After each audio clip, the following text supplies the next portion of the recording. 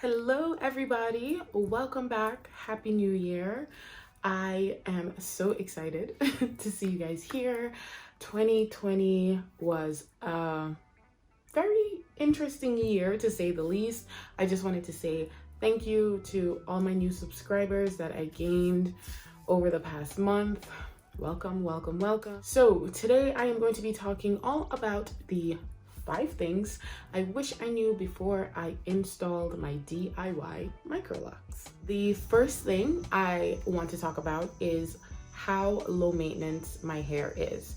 I just love the fact that apart from braiding or styling if I choose, I can literally just put a bonnet on, wake up in the morning, shake my head out, peace out. I just love the low maintenance. I love that I'm not deep conditioning for an hour or God knows what when I was a loose natural. I'm just happy that I don't have to do that. I literally shampoo my hair and I keep it moving. Okay.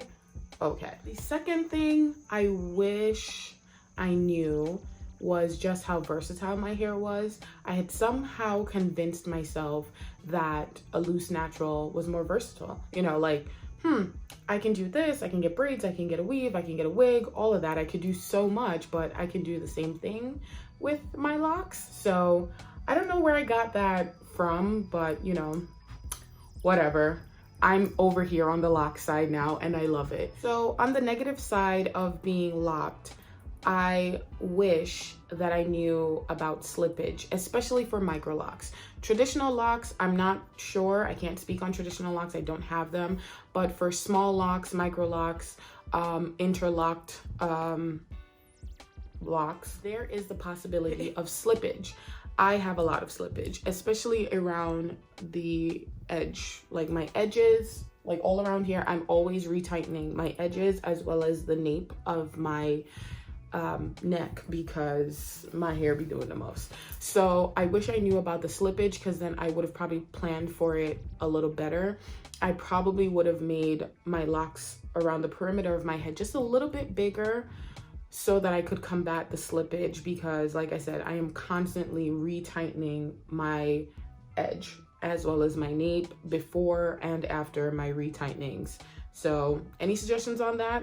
Leave them down below. The fourth thing I wish I knew was with twisted locks that there's the possibility of unraveling. Now, I watched a bunch of videos and I believe Cat's Coils pointed out that she twisted her hair and then braided the end. I kind of wish I did the same thing, but I was so gung-ho about curly ends that I was just like, I'm not braiding nothing, because I wanted curly ends and I am paying for that still. Obviously I'm only 8 months into my lock journey, so my hair is not locked as yet. So I'm still having a lot of unraveling at the ends. As you guys know, I had heat damage before I installed my locks. So the areas that I have the heat damage hair, those ends are having a really hard time locking. So the hair is just too straight and it won't curl up. So I don't even know what to do with that area. I tried braiding it, even the braids unravel. But nonetheless, it is not story time. I just wish I knew that as twisted locks or starting with twisted locks posed the potential of having my ends unravel. So if you are thinking of starting your locks with twists, maybe do a little braid here, a little braid there.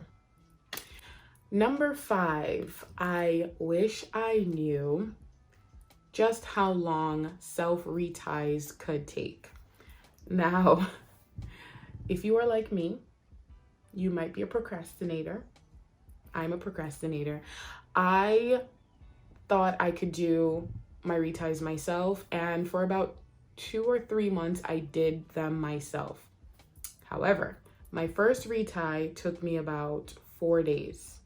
My second retie took me 7 days. And my third retie took me 2 weeks. So by the time I was done doing the back of my head and finished the front, like one section had already grown out. It wasn't working. So self-reties can be extremely long if you don't know or you don't have a method that works for you. Disclaimer, like I said, I'm a procrastinator, so I would do like 5 locks and be like, oh, I'm tired. I'm tired. So some people have that persistence or that perseverance where they will just put on Netflix and just go at it for hours. Yeah, no, not me. If you are like me, you might want to consider finding a loctician if you can afford it, because I know a lot of us do the DIYs because we refuse to pay for it. But if you're not handling your retie in order to not cause damage to your locks, I suggest getting a loctician or at least someone who understands interlocking to help you. Just to give you an overview and a conclusion to this video, here are the 5 things I wish I knew before I locked my hair. Thank you guys so much for watching my video. Don't forget to hit that thumbs up button and subscribe to my channel if you would like to know more about DIY microlocks. I will see you guys in the next video.